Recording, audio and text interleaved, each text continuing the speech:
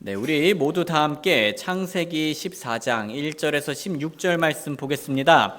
창세기 14장 1절에서 16절 말씀입니다. 그리고 시날 왕 아므라벨과 엘라살 왕 아리옥과 엘람 왕 그돌라오멜과 민족들의 왕 디달의 시대에 이 일이 일어났으니 곧 이들이 소돔 왕 베라와 고모라 왕 비르사와 아드마 왕 시납과 스보임 왕 세메벨과 벨라 곧 소알 왕과 전쟁을 하였더라. 이들이 모두 시딤 골짜기 곧 여메에서 함께 연합하였더라.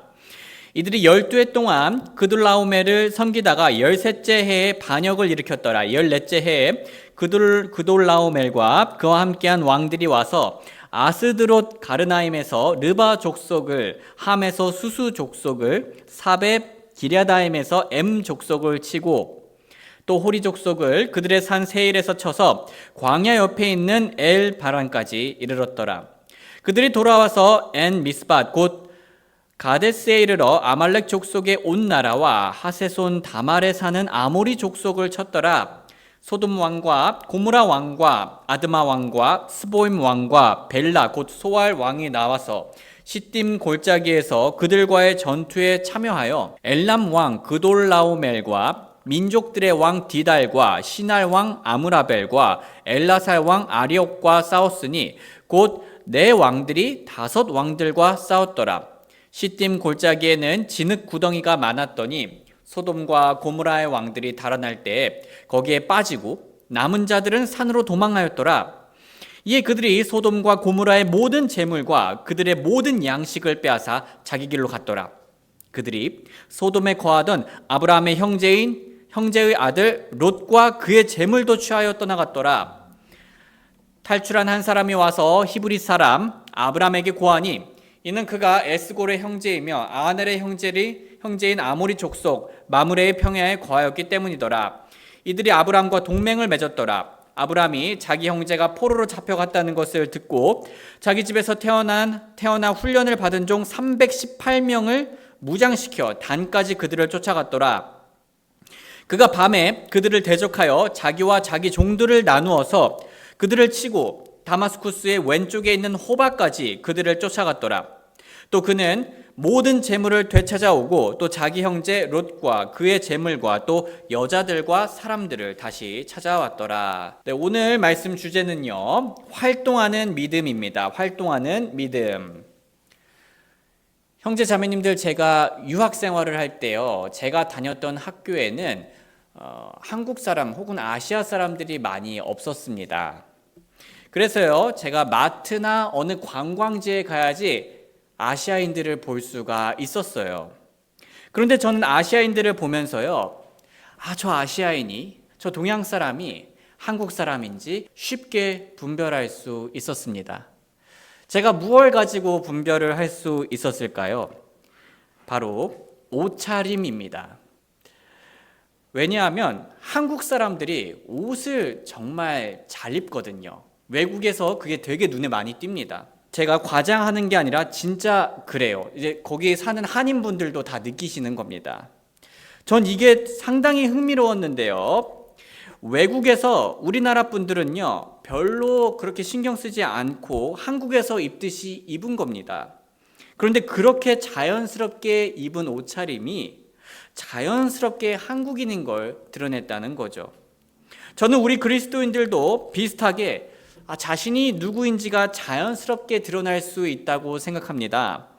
우리는 하나님을 믿는 하늘 왕국의 시민들입니다. 한국 사람의 옷차림이 외국에서 눈에 띄는 것처럼 우리의 믿음이 이 땅에서 눈에 띌 수 있다는 거죠. 위선을 행해야 한다는 게 아닙니다. 막 억지로 이렇게 해야 된다는 게 아니라 우리가 평소 하나님과 동행하면, 하나님과 믿음으로 동행하면요, 그 동행하는 삶이 자연스럽게 눈에 띌 수 있다는 얘기죠. 성도님들, 지난 시간에 아브라함은요, 크게 실패했습니다. 하지만 오늘 본문에서는요, 아브라함은 아주 놀라운 믿음을 보여주었는데요. 그리고 이 믿음은요, 자연스럽게 주변 사람들이 인지할 수가 있었습니다. 오늘 저는 아브라함의 행동과 또 우리의 행동을 한번 비교해 보면서 이런 질문을 던져보고 싶네요. 우리의 믿음은 주변 사람들에게 자연스럽게 보이고 있나요? 우리는 우리 삶에 계속 일하시는 하나님을 증명하는 삶을 살고 있나요? 우리 모두 하나님을 향한 우리의 믿음이 잘 드러나는 신앙생활을 하길 주님의 이름으로 소원합니다. 우리 먼저 아브라함이 믿음으로 행동했던 부분을 조금 더 가까이서 살펴보겠습니다. 성도님들, 방금 말씀드렸듯이 지난 시간에 창세기 12장이었는데요. 아브라함은 실패한 모습을 보여주었어요. 아브라함은 하나님의 복을 약속받았는데요. 그럼에도 불구하고 그는 어려운 상황으로 인해서 자신의 믿음을 움츠러들게 만들었습니다. 그는 속이는 행동을 선택했고요. 그는 자신의 아내에게 피해를 끼치는 선택을 했습니다. 이 모든 선택은 당시 그의 믿음이 약해져 있었다라는 것을 보여준다는 거죠. 하지만 하나님께서는요, 약속을 지키시기 위해 어떻게 하셨습니까? 파라오와 그의 집으로부터 아브라함을 구출해 주셨어요. 그때 아브라함은 주변에 자신의 속임수와 의심과 불신을 드러내게 되었습니다. 하지만 14장에서 아브라함은요, 전혀 다른 인물처럼 나오기 시작합니다. 아브라함은 위험으로부터 도망치지 않았어요. 오히려 아브라함은요, 놀라운 믿음의 용기를 보여주었습니다. 그리고 이번에 아브라함은 주변에 피해가 아닌 복을 가져다 주는 존재가 되었어요. 예를 들면 그는 믿음으로 자신의 소중한 가족 롯을 구할 수 있게 되었는데요. 창세기 14장 16절, 또 그는 모든 재물을 되찾아오고 또 자기 형제 롯과 그의 재물과 또 여자들과 사람들을 다시 찾아왔더라. 그리고 아브라함은요, 자신의 가족뿐만 아니라 주변국들에게도 복이 되었습니다. 어떤 식으로 복이 되었나요? 아브라함이 주변국들의 대적을 대신 물리쳐 주었습니다. 창세기 14장 10절에서 17절 말씀인데요. 시딤 골짜기에는 진흙구덩이가 많았더니 소돔과 고모라의 왕들이 달아날 때 거기에 빠지고 남은 자들은 산으로 도망하였더라. 이에 그들이 소돔과 고모라의 모든 재물과 그들의 모든 양식을 빼앗아 자기 길로 갔더라. 그들이 소돔에 거하던 아브라함의 형제의 아들 롯과 그의 재물도 취하여 떠나갔더라. 그리고 아브라함이 자기 형제가 포로로 잡혀갔다는 것을 듣고 자기 집에서 태어나 훈련을 받은 종 388명을 무장시켜 단까지 그들을 쫓아갔더라. 또 그는 모든 재물을 되찾아오고 또 자기 형제 롯과 그의 재물과 또 여자들과 사람들을 다시 찾아왔더라. 구돌라오멜과 그와 함께한 왕들을 사륙하고 그가 돌아올 때 소돔 왕이 사배 골짜기 곧 왕의 골짜기에 나와 그들을 맞이하였더라 라고 나옵니다.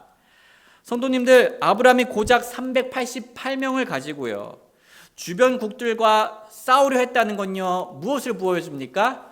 그의 큰 믿음을 보여주죠. 하나님의 주권을 믿고 하나님의 신실하심을 믿었다는 것을 보여줍니다. 이렇게 아브라함이 믿음으로 행동하자 그 결과는 어땠죠? 자신의 가족과 또 가족뿐만 아니라 주변 사람들에게 큰 복을 가져다 줄 수 있었습니다. 그런데 아브라함의 믿음의 행동은요, 주변에 복을 주는 것으로 끝나지 않았어요. 아브라함의 믿음은요, 결국 자신에게도 복이 오게 만들었습니다. 창세기 14장 18절에서 20절입니다. 또 살렘 왕 멜기세덱이 빵과 포도 음료를 가지고 나왔는데 그는 지극히 높으신 하나님의 제사장이었더라. 그가 아브라함을 축복하며 이르되 하늘과 땅의 소유주이신 지극히 높으신 하나님의 아브라함에게 복이 있을지어다. 또 네 원수들을 내 손에 넘겨주신 지극히 높으신 하나님을 찬송할지로다 하였더라. 이에 아브라함이 모든 것의 11조들을 그에게 주었더라. 성도님들, 여기 갑자기 살렘 왕 멜기세덱이 등장하는데요. 살렘 왕 멜기세덱의 호칭과 이름의 뜻을요, 제가 하나씩 번역해 드리자면요. 자, 살렘은요, 살렘은 평화라는 뜻이고요. 살렘은 평화. 멜기는요, 왕이라는 뜻입니다. 멜기는 왕, 그리고 세덱은요, 의라는 뜻입니다. 살렘은 평화, 멜기는 왕, 세덱은 의라는 뜻입니다. 그래서 살렘 왕 멜기세덱은요, 의와 화평의 왕입니다. 의와 화평의 왕. 동시에 멜기세덱은요, 지극히 높으신 하나님의 제사장이라고 나오는데요, 지극히 높으신 하나님이란 이 호칭은요, 땅을 다스리시고 또 심판하시는 하나님의 우월함을 강조하는 명칭인데요. 자, 우리가 얼핏 보면 오늘 본문에서 나온 이 전쟁들은요, 그냥 사람들 간의 전쟁처럼 보입니다. 하지만 사실 하나님의 주권이 이 메소포타미아 왕들에게 미쳤던 거죠. 그래서 멜기세덱은 이것을 인지했고요. 그래서 그는 아브라함에게 승리를 주신 분이 지극히 높으신 하나님이라고 말하며 그분을 찬송해야 됨을 말했습니다. 그가 아브라함을 축복하며 이르되 하늘과 땅의 소유주이신 지극히 높으신 하나님의 아브라함에게 복이 있을지어다. 또 내 원수들을 내 손에 넘겨주신 지극히 높으신 하나님을 찬송할지로다 라고 하였죠. 이때 아브라함은요, 멜기세덱의 이러한 말을 듣고요, 아닌데요, 내가 대단해서 승리한 건데요, 이렇게 말하지 않았다는 거죠. 오히려 아브라함은요, 멜기세덱의 말을 인정하면서 11조를 드렸죠. 자, 이러한 아브라함의 반응은요, 그가 하나님의 주권적인 보호하심을 확실히 믿고 인정했다는 겁니다. 소중한 형제 자매님들, 저는 오늘 말씀을 통해 세 가지 중요한 교훈을 함께 되새기고자 합니다. 첫 번째로요, 과거에 머무르지 말자입니다. 과거에 머무르지 말자. 마치 아브라함이 과거의 실패에 머무르지 않았던 것처럼 말이죠. 아시다시피 우리는 하나님을 따르는 사람으로서 하나님을 증거하는 삶을 살아야 합니다. 성령님의 열매를 맺어야 하고요, 하나님을 사랑하고요, 또 이웃을 사랑해야 하죠. 하지만 우리는 우리의 믿음을 드러내는 것에 대해 소극적이거나 주저하는 마음을 가지곤 합니다. 그런데 특히 우리가 언제 그러기가 쉽습니까? 우리가 실패한 경험을 가지면 더욱더 그렇습니다. 우리가 어제 실패했으면, 아니면 오늘 아침에 실패했으면, 아니면 1시간 전에 실패했으면, 지금 우리는 믿음에 따라 행동하기가 주저될 때가 있다는 거죠. 물론 우리는 과거의 실패를 가볍게 여기지는 말아야 합니다. 진실되게 그것에 대해서 잘못을 인지하고 회개해야겠죠. 무릎 꿇고 하나님께 회개하고, 또 자신이 잘못한 사람에게는 나아가서 미안하다라고 얘기하면서 관계를 회복하려 노력해야 합니다. 하지만 그런 과거가요, 우리의 발목을 계속 붙잡게 내버려 두어서는 안 된다는 겁니다. 성도님들, 오늘 우리의 발목을 붙잡는 과거는 무엇이 있나요? 지금 우리의 발목을 붙잡는 과거는 무엇이 있나요? 우리 부모님들께서는요, 자신의 과거에 낙담하실 수가 있으시죠. 저는 한 목사님과 통화하다가요, 그 목사님이 자녀를 너무 율법주의로 키운 것 같아서 후회된다라고 얘기하면서 자녀분에게 미안하다라는 고백을 했다는 걸 들은 적이 있습니다. 또 저는요, 우리 주변에 일이 너무 바빠가지고 너무 아이에게 관심을 가지지 못해서 안타까워하는 아빠들도 보았고요, 엄마들도 보았습니다. 부모님들께서는 다들 자녀들에 대한 아쉬움과 낙담이 있으실 거예요. 저조차도 지금 6살, 3살 그 아이들 돌보면서 있는데, 성인이 된 자녀들을 가지고 계신 우리 형제 자매님들께서는 다 그러한 것들이 하나씩은 있으실 겁니다. 하지만 그 과거가요, 그 후회가요, 우리의 발목을 잡으면 안 된다는 거죠. 자녀분들께서도 마찬가지입니다. 부모님과 형제 자매님들에게 실망스러운 모습 보여준 적 있으실 거예요. 부끄러운 모습 보여준 적 있으시겠죠. 하지만 과거에서 교훈을 얻고 성장은 하되 포기해서는 안 됩니다. 또는 나는 원래 이런 나쁜 사람이야 라고 생각하면 계속 나쁜 선택을 해서도 안 되고요. 직장과 학교에서도 마찬가지죠. 감정이 조절이 안 돼서 누구에게 큰 결례를 범하셨을 수도 있습니다. 또 개인의 신앙생활에서 가장 은밀한 나의 마음속에서 교만과 또 욕심과 또 음란함과 불신과 분노와 게으름과 같은 죄에 어제나 오늘 아침에 빠지셨을 수도 있습니다. 그러면요, 마귀는요, 우리의 나머지 하루를 다 망치려고 하고요, 그리고 우리의 죄성은요, 계속 우리 등 뒤에서 소리치려고 합니다. 그게 바로 너야. 이렇게 추악한 실패자가 너라고. 그러니 그냥 포기하고 죄 가운데 살아가라고 고소할 겁니다. 하지만 사랑하는 형제 자매님들, 우리 그리스도인들은요, 온 마음으로 회개하되 계속 과거를 바라보아서는 안 됩니다. 계속 과거에서 살시면은 안 됩니다. 우리 그리스도인의 삶은 뒤를 바라본 채 걸어가는 삶이 아니죠. 만약 우리가 계속 뒤를 돌아보면서 걷는다면요, 우리는 또다시 쉽게 넘어질 겁니다. 만약에 우리가 계속 뒤를 돌아보려 한다면요, 우리의 인생은 롯의 아내가 그랬던 것처럼요, 돌처럼 단단히 굳어버릴지도 모르겠어요.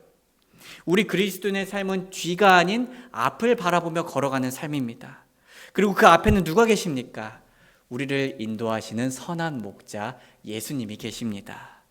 우리 모두 나를 용서하시고 나를 사랑하시는 하나님을 바라보는 삶을 살길 주님의 이름으로 소원합니다. 성도님들, 그리고 다음 교훈은요, 하나님을 믿음으로 크게 승리하자입니다. 하나님을 믿음으로 크게 승리하자. 성도님들, 과거의 부족함이 하나님을 막지 못합니다. 우리가 얼마나 부족했든 상관없이 하나님을 막지 못한다는 거예요. 하나님께서는 여전히 우리를 사용하여 위대한 일을 이루실 수 있다는 거죠. 마치 아브라함이 이전에는 크게 실패했지만 여전히 하나님께서 2장 만에 아브라함에게 큰 승리를 가져다 주었던 것처럼 말이죠. 아브라함처럼 누구에게나 다 약점이 있고 실패가 있습니다. 저에게도 많이 있습니다. 하지만 우리가 믿음을 가지는 하나님께는 그것이 문제가 되지 않는다라는 얘기를 하고 싶습니다. 고린도전서 1장 26절에서 31절은 이렇게 얘기하죠. 이는 형제들아, 너희를 부르신 것을 너희가 보나니 부르심을 받은 자로서 육체를 따라 지혜로운 자가 많지 아니하고 강력한 자가 많지 아니하며 고귀한 자도 많지 않기 때문이라. 그러나 하나님께서 지혜로운 자들을 당황하게 하시려고 세상의 어리석은 것들을 택하시고 하나님께서 강한 것들을 당황하게 하시려고 세상의 약한 것들을 택하시며 하나님께서 있는 것들을 공허하게 하시려고 세상의 천한 것들과 멸시받는 것들을 택하시고 참으로 없는 것들을 택하셨나니 이것은 어떤 육체도 그분 앞에서 자랑하지 못하게 하려 하심이니라. 그러나 너희는 하나님께로부터 나서 그리스도 예수님 안에 있고 예수님은 하나님께로부터 나셔서 우리에게 지혜와 의와 성별과 구속이 되셨으니 이것은 기록된 바 자랑하는 자는 주를 자랑하게 하라 함과 같으니라. 성도님들, 우리는 자기 비하의 늪에 빠져서 의기소침해질 때가 있습니다. 나는 어차피 안 돼. 난 이렇게 태어났어 라고 하면서 말이죠. 그럴 때 우리의 약함을 통해서도 하나님의 강함이 충만하게 드러날 수 있다는 것을 꼭 믿으시길 바랍니다. 하나님께는요, 우리의 유전자와 상관없이, 우리의 능력과 상관없이, 우리의 부족함과는 상관없이 크게 우리를 쓰실 수 있습니다. 그래서 우리 부모님들께서는요, 과거의 실패로 인해 후회되시더라도요, 기회가 끝난 게 아니죠. 하나님을 믿는 믿음으로 자녀들을 향해 성령님의 열매를 풍성히 맺어주시길 바랍니다. 그러면요, 오히려 자녀들은요, 지난 과거의 부모님의 약함이 아니라 현재 부모님이 믿는 하나님을 더 뚜렷하게 느낄 수 있게 될 거예요. 자녀분들께서도 마찬가지입니다. 하나님을 향한 우리의 믿음이 우리를 변화시키는 모습을 보일 때 어떤 일이 일어날까요? 그 누구보다 우리를 잘 알고 있는 부모님이, 그 누구보다 우리를 잘 알고 있는 우리의 형, 동생, 누나, 동생이 가장 와닿게 그 변화를 느끼게 될 겁니다. 직장과 학교도 마찬가지겠죠. 우리 개인의 신앙생활도 마찬가지입니다. 우리가 하나님을 믿음으로 성장할 때 우리는 내 마음부터 변화시키는 하나님은 정말 대단하시다라고 느끼게 될 겁니다. 그리고 그 느낌은요, 정말 귀하고 또 희열이 있어요. 소중한 형제 자매님들, 우리의 어제가 얼마나 비참했느냐는 이제 상관이 없습니다. 왜냐하면 우리는 오늘 하나님을 믿으며 은혜로 크게 승리할 수 있기 때문입니다. 오늘 우리가 아브라함을 통해 얻을 수 있는 기쁜 교훈은 이게 다가 아닌데요. 세 번째 교훈은요, 믿음으로 복의 선순환에 들어가자입니다. 믿음으로 복의 선순환에 들어가자입니다. 성도님들, 아브라함이 자신의 집안에 있는 388명을 가지고요, 여러 왕들과 싸우려 했던 건 사실 엄청난 믿음이었죠. 방금도 얘기했지만요. 예전에 그 의심 많고 그 겁 많던 아브라함은 이제 안 보입니다. 그는 믿음을 통해 자신의 가족인 롯과 주변국들에게 큰 복이 되었습니다. 그런데 이런 믿음의 행위는 주변에게만 복이 된 게 아니라고 하였죠. 하나님께서는 멜기세덱을 통하여서 아브라함에게 축복을 해 주셨습니다.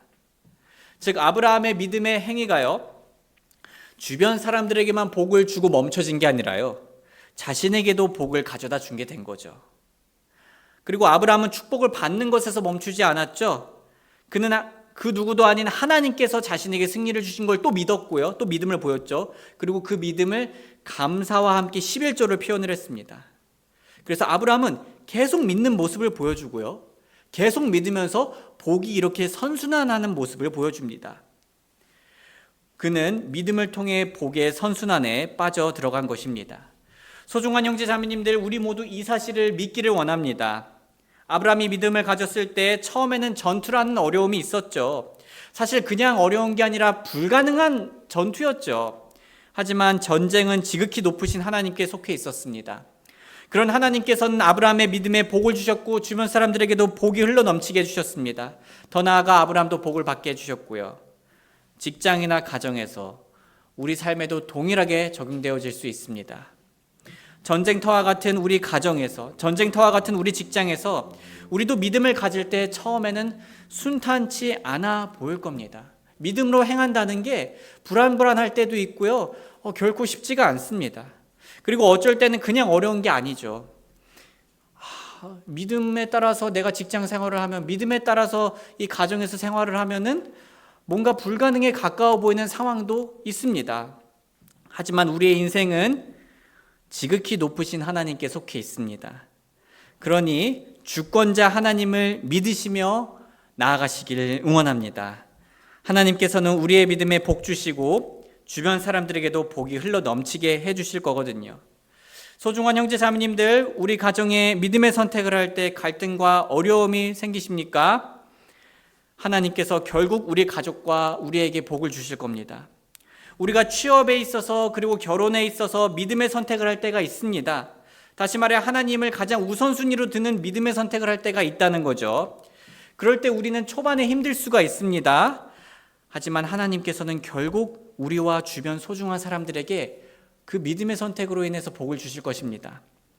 우리가 사회생활을 하거나 친구와 놀 때도 마찬가지죠. 하나님을 믿는 믿음의 선택을 하면요, 근데 어려움이 있더라도요, 결국 나의 주변 관계와 또 나에게 복이 되어 돌아옵니다. 교회 생활도 마찬가지죠. 믿음으로 나아가야 합니다. 때로는 정말 미련하게 보일 정도로 하나님을 믿음으로 나아갈 때 우리 교회 식구와 또 우리에게 복이 옵니다. 그리고 그 복은 무엇입니까? 누구에게로부터 옵니까? 우리를 사랑하시는 하나님, 지극히 높으신 하나님께서 엄선하면서 주시는 복입니다. 성도님들, 저는 이 원리를요, 믿었을 때 이 복의 선순환에 들어간다는 이 원리를요, 제 삶에서도 느끼고요, 또 주변 그리스도인들에게서도 자주 보기도 합니다. 직장과 가정에서, 그리고 교회에서 믿음으로 선택하고 그 값을 기꺼이 치르고 더 큰 복을 누리는 분들을 말이죠. 소중한 성도님들, 믿음의 결정이 두려울 수 있습니다. 하지만 용기를 낼 수 있다는 것을 기억해 주시길 바랍니다. 왜냐하면 하나님께서는 우리의 믿음을 기쁘게 보시고 또 복 주시는 분이시니까요. 그리고 성도님들, 아마 이런 경험들을 한두 번씩은 적어도 해보셨을 겁니다. 그렇다면요, 이제 감사한 마음으로 믿음을 다시 한번 보여주시고 그 선순환에 다시 들어가시길 바랍니다. 그러면 아브라함처럼 믿음의 선순환에 들어가셔서 하나님의 복을 충만하게 경험하실 거라 믿습니다. 말씀을 정리하겠습니다. 사랑하는 형제 자매님들, 하나님을 믿으며 과거에 머무르지 마시길 바랍니다. 하나님을 믿으며 크게 승리하시길 바랍니다. 마지막으로 하나님을 믿으며 주변 사람들에게 복이 되시고 또 하나님으로부터 복을 받는 저와 여러분들이 되시길 주님의 이름으로 소원합니다.